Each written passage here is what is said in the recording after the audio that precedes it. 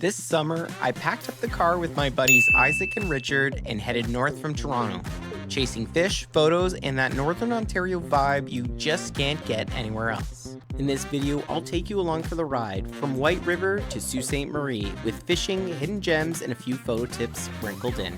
Let's get into it. If you're making the long drive north, you'll probably want to stop and stretch your legs, and Sudbury is the perfect place to do it.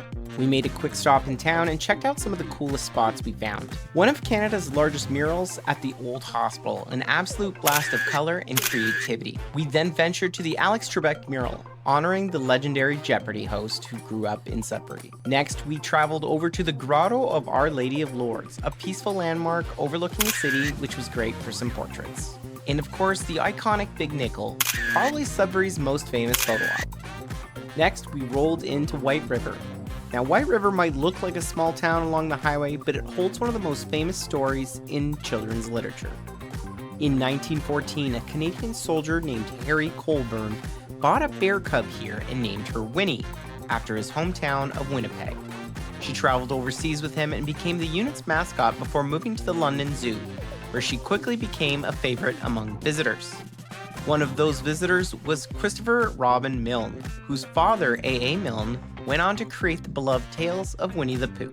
Winnie lived at the zoo for nearly 20 years, and her story is celebrated here in White River, with a statue in her honor. For the next leg of our trip, we went fishing, out to Lodge 88.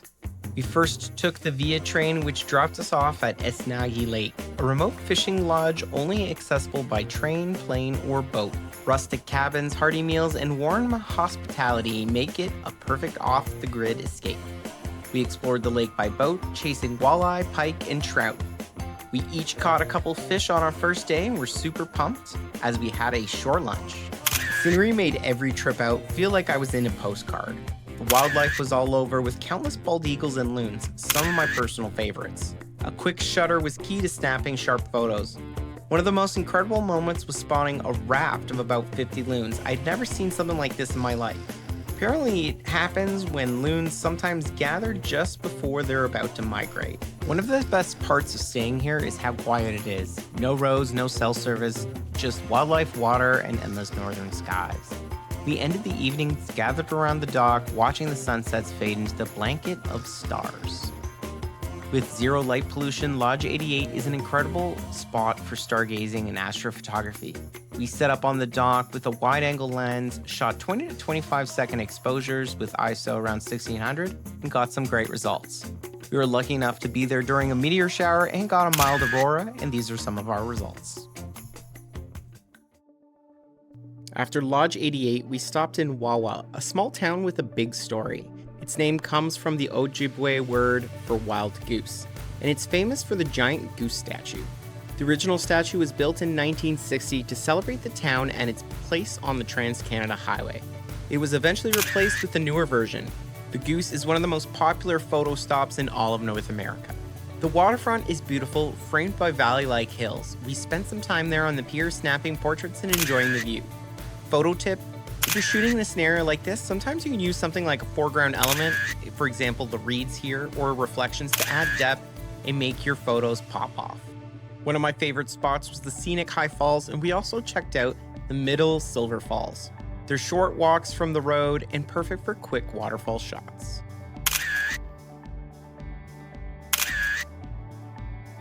From Wawa, we followed the Lake Superior Coastline, and this stretch is packed with incredible stops.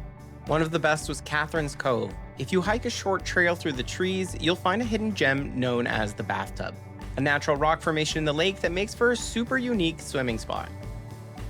Further south, we stopped at Agawa Bay Scenic Lookout, a perfect snack break with sweeping views. And at Alona Bay Lookout, we hiked down to the shoreline and took some long exposure photos. Pro tip: during daylight hours, you can use something like an ND1000 filter to take super long 30-second exposures and smooth out the water or capture silky smooth water splashes. Bird spotting along the drive was great too. We caught glimpses of waxwings and warblers all along the shoreline. For a bit more adventure, you can go along Edmund Fitzgerald Lookout Trail. It's about 2 hours and rewards you with a panoramic view of the Superior's rugged coast. Other easy pull-offs include Pancake Bay for a beach break, Chippewa Falls for an amazing waterfall shot. We actually spent quite a bit of time here and really enjoyed the rock formations and just relaxing little stop on our drive. Haviland Bay Beach is also a great scenic stop off for a little bit of a beach day, as well as a great spot just to have a picnic. Our final stop was Sault Ste. Marie, or the Soo, a vibrant city that blends history, culture, and outdoor adventure. We started off at the Bush Plane Museum, where you can get up close to vintage aircraft and even try some interactive exhibits. From there, we hopped on the city's new Big Ben double-decker bus, which is a fun way to hit all the highlights without worrying about parking. We made our way to Topsail Island, a short trail with rugged shoreline views that really show off the character of St. Mary's River. Back downtown, a walk along the boardwalk is a must. It stretches along the waterfront and gives great views of the locks and passing ships. We ended the day at Whitefish Island, one of my favorite spots for sunsets, wildlife, and landscapes. Photo tip: on Whitefish Island, wait for golden hour. The combination of warm light on the water and the view of the International Bridge makes for some stunning shots. Just west of town, Gros Cap offers dramatic cliffs and endless views over Lake Superior, an incredible spot for landscapes, fine-angle shots, and astro. Other great hangouts include the Machine Shop for food and events, and Fort Creek Conservation Area for trails close to downtown. If you've got time to venture a little further, Hiawatha Highlands are full of waterfalls and forest trails, while Robertson Cliffs offers one of the best panoramic views in the region, especially in the fall when the leaves change. Sault Ste. Marie really wraps up the Northern Ontario experience: history, nature, and endless opportunities for photography. I hope you've enjoyed following along on our journey and you yourself try out some of these hot spots. Check them out and let me know what you think. See you in the next video.